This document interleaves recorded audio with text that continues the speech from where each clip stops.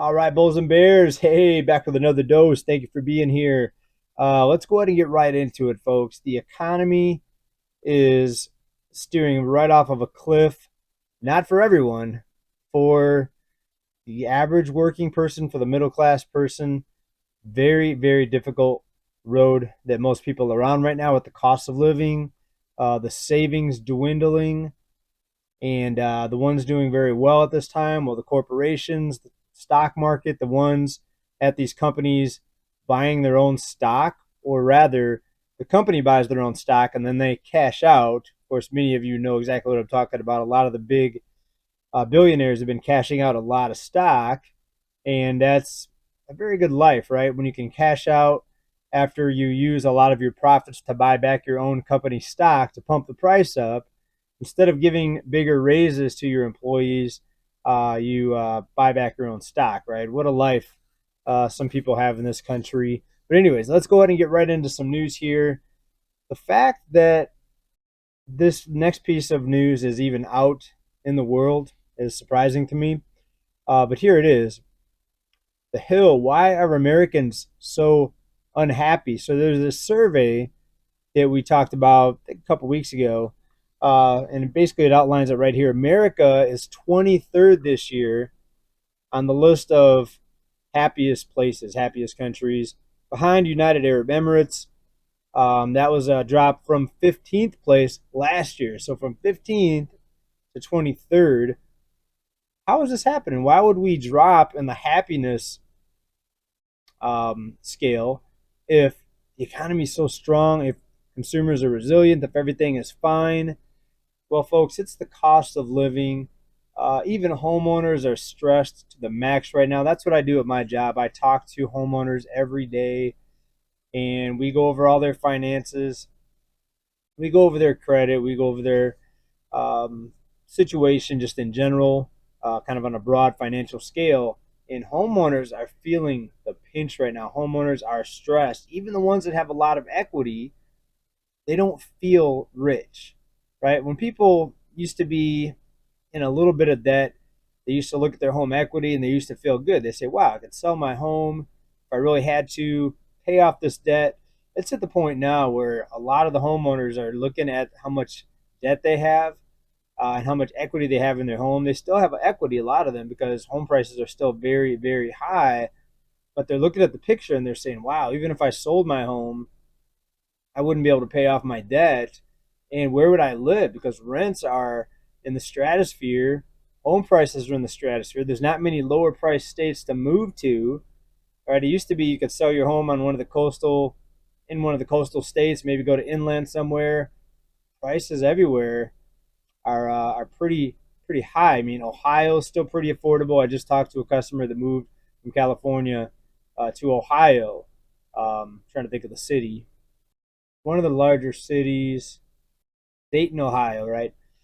Pretty cheap home prices there. So essentially, they sold their home here in California and paid cash for a home in Ohio. That's nothing wrong with that. That's a great move. You can stand the change in weather coming from California to Ohio. But anyways, on a different topic, let's get back into this article here.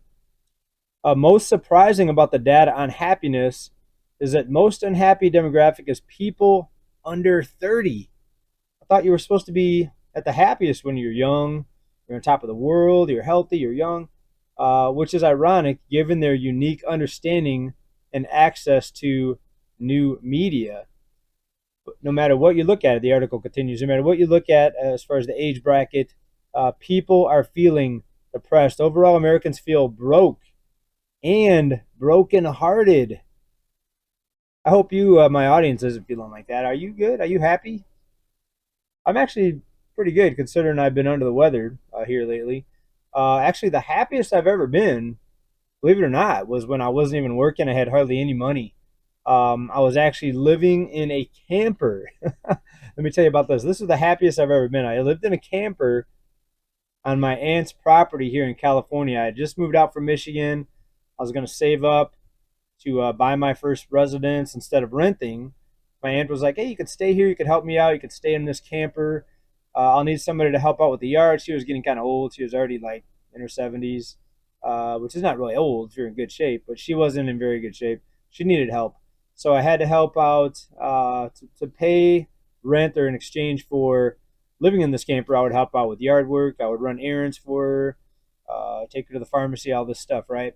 And I had just moved out from Michigan. So to me, that was paradise. I could sleep in a camper without being freezing cold, even in the winter, even January, February. Wasn't too cold. Up in Michigan, I could not have done that. Saved a huge amount of money, enabled me to buy my first townhome within the 2 years after I moved out here, which is great, right? I was so happy. But I wasn't actually working at the very beginning. I was staying in this camper, just helping out around the house, running errands. I was so happy. I could sleep most of the day if I wanted to.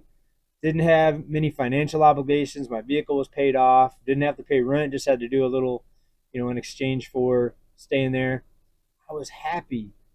And that was before I had a family, before I had really much savings.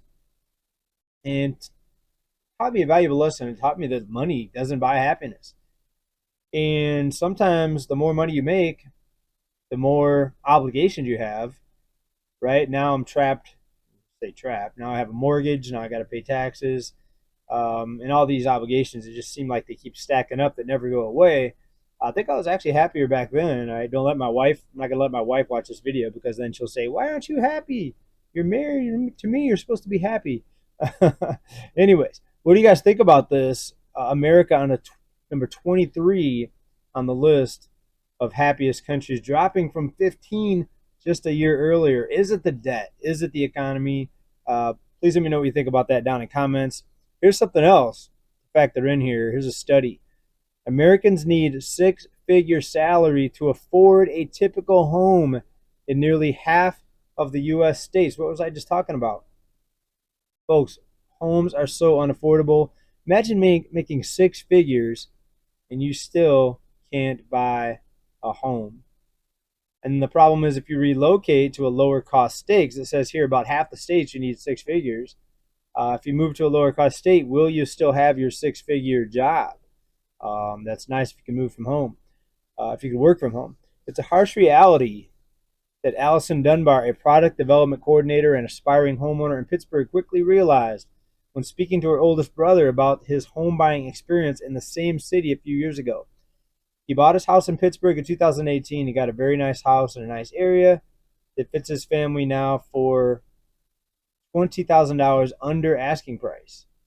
That is not a thing in Pittsburgh anymore.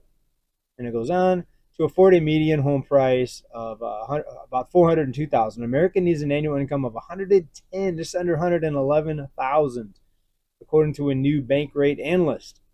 That's nearly a 50% increase just in the past 4 years. And I know personally a lot of people that are pooling their money together, people staying in relationships that they actually don't want to be in because they can't afford the just the cost of the home without someone else chipping in on it. So it's forcing people, actually, in some cases, it's forcing people to stay in a relationship that they don't want to be in. And so that's just one of the negative consequences of a high cost of living. But more in this article here. To better understand the housing affordability crunch across the U.S., Bankrate also calculated how much aspiring homeowners need to earn annually to afford a median home price in all 50 states and D.C. compared to 4 years ago. You need to earn six figures to afford a median priced home in 22 states, including D.C. 4 years ago, only 6 states in D.C. required a salary that high to afford a median priced home. You see what I mean about affordability or affordable areas basically drying up? This is what's happening, folks, and this has people very stressed out, feeling the pinch, so to speak. And we know that financial stress can be very, very.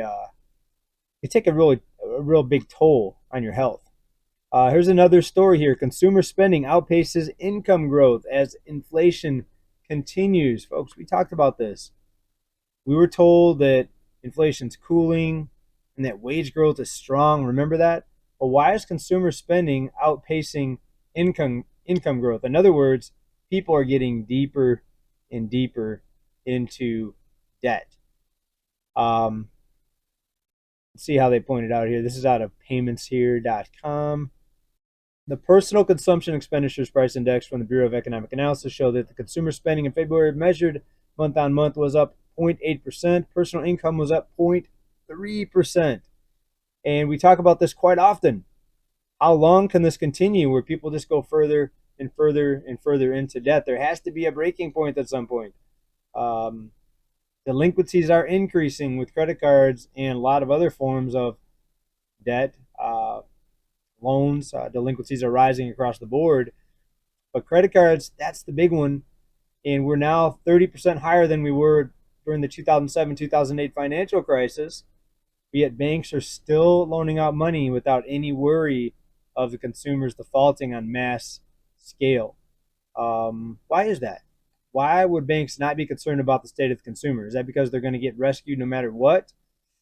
You guessed that. You are correct, folks. That's what's happening right now. The banks are being propped up. Even when a smaller regional bank fails, it just gets bought up by a bigger mega bank, and the depositors get rescued. And that's why they had to do that. So there wouldn't be so much lost confidence in the banking system. They had to come in FDIC, even though they have less than 2% of deposits. They can only cover less than 2% of these deposits. Actually, I think it's below 1% now. People still haven't lost confidence in the banking system, folks. So, but it's deteriorating very, very rapidly. Folks, we're going to wrap this one up. What do you think here about the U.S., the happiness? Why are people so unhappy? Do you agree with what my analysis was on these articles? That article out of the Hill. This other statistic: in nearly half of all U.S. states, you need six figures just to afford a typical median price home.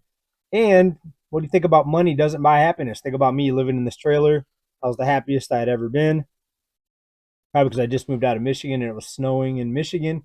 And I was out here in the California sun. Anyways, what do you guys think about all this? Please let me know down in the comments. We'll see you on the next video. Keep stacking. Peace.